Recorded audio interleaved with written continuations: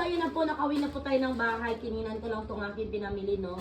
So, meron lang pala akong ikwento sa inyo. Kasi simulat sa pool talaga, pumasok talaga ako ng Department of Education talaga is July 3, 2017. So, bago po ako nakapasok, meron pa akong parang naging deal kay Lord. Sabi ko, Lord, pag ako ganito, nakapagtrabaho ako sa DepEd, pag nakapasok ako sa DepEd, ito yung gagawin ko talaga every December.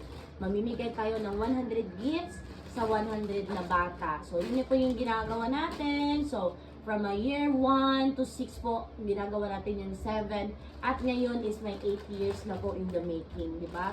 So, pag 8 years na po natin, so, ginagawa ko po ito bilang papasalamat po syempre sa Panginoon dahil lagi po tayong nabibless, di ba? Kahit maraming problema, maraming pinagdaanan sa buhay, pero blessed pa rin po tayo dahil aside na merong mga batang maging masaya, matutuwa sa gagawin natin. Syempre, blessed na blessed tayo kasi hindi tayo pinabayaan ni Lord sa buong taon.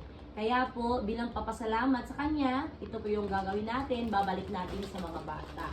Kasi nga, di ba, mahal ni Lord yung mga bata, kaya mahalin dapat natin yung mga bata po. Kaya po, by the way, sa gusto pong sumama sa amin, kasama ko po yung anak ko, dyan kami sa December 24 sa Taparak, no? Taparak na Tubo, Hasan Misamis Oriental. Kasama ko po yung anak kong babae, kaya sama-sama po, kita-kita tayo dyan sa lahat ng mga taga-Natubo, ng mga bata, syempre. At sa lahat po ng mga vloggers yan, o kung sino ba yung mga, kahit hindi vloggers, pero gusto nyo po mag-share ng blessings, of course, ready po akong tumanggap para maibigay po natin sa mga bata doon. Kasi nga, si Tirada, buddy kasi is, nag-chat ko siya kanina, at sabi niya, talagang kailangan ng mga bata doon na pamasko, at marami talaga palang bata doon. Kaya, aakyat tayo doon sa Natubo, sa bundok, para makapagpamigay tayo ng mga bata. At, kung meron po kayo, pwede kayo magbigay. Pwede po kahit laruan, pwede po mga damit. Para syempre, maibigay natin sa mga bata doon bilang pamasko natin sa kanila. At ito na nga, sabi ko kanina, napagod kami kasi grabe talaga ang dami namin ginawa. So, meron tayong mga biscuits, chocolates, cake nuggies, no? So, kompleto tong lahat ng to. At nung Sabado nga, nakapunta din ako, naka-Game de Oro, kaya meron din ako nabili ng mga pagkain. Kaya sana maging masaya at matuwa sa atin ang lahat ng mga bata sa Natubo. At thank you syempre sa inyo, sa aking mga followers, sa lahat ng suporta sa akin. Thank you po na marami. Syempre kay Lord lang. Thank you so much, Lord. Kasi kung hindi po dahil sa Kanya, syempre wala kayo, hindi tayo na-bless, at hindi tayo magiging content creator.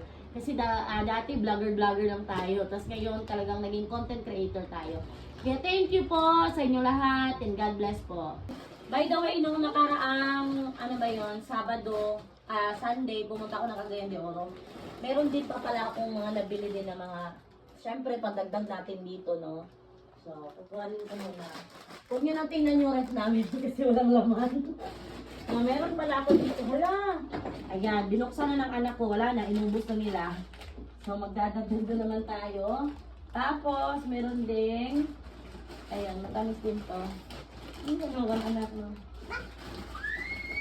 Ayan. Diba? O, may nabili pala ako. So, hindi ko nakita yung iba at ayan, binuksan na pala nila. So, pamigay na lang natin ito sa aking anak. Ano. So, yun po. Thank you po again. God bless. 20 pieces. Ito pa rin naman. Hindi na nagkakaklase lang. 27.